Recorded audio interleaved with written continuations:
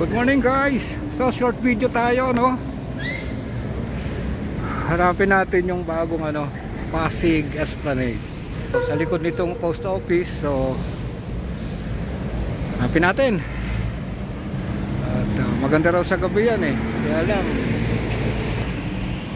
takot ako sa gabi. So samahan niyo po si Doc Rick. Hanapin natin ang bagong Pasig Esplanade. Ito na po siya sa likod ng post office. Hindi pa siya tapos actually, unti-unti pa, kaya medyo may karumihan. So as you can see, may rampa siya. Makikidaan lang po. So mahaba pa raw to.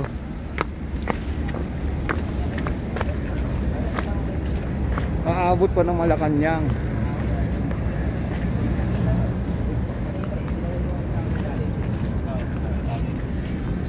Sa gabi napakaganda nito.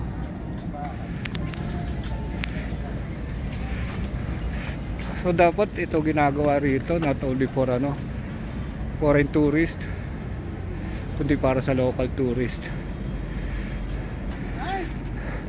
So walkway siya just besides the Pasig River. Ang linis ng Pasig River ngayon tingnan natin yung nasa dulo. Ito po yung post office. Ginagawa na rin dahil nasunog. Ayan. Pwede sigurong pakasal dito ganda medyo bukas pa ilaw. Mukhang yung ilaw nito. So according dun sa guard on duty, aabot daw po ito hanggang Malacanang. Maganda to. May mga pasyalan, mga tao. Tsaka obligadong linisin yung yung ilog. I think Jones Bridge. Hindi, MacArthur Bridge pala yon. So MacArthur Bridge. Pag nandito ka naman, bawal mo naman siyempre sakyan yung bike mo. Respeto lang. So ganyan, akay-akay. Kondo mo ba yun? Yung LRT sila natin yung dulo.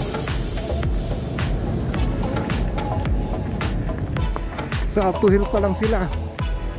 Ayan, dediretsuin pa raw yan. Andun Malacanang. So guys, ito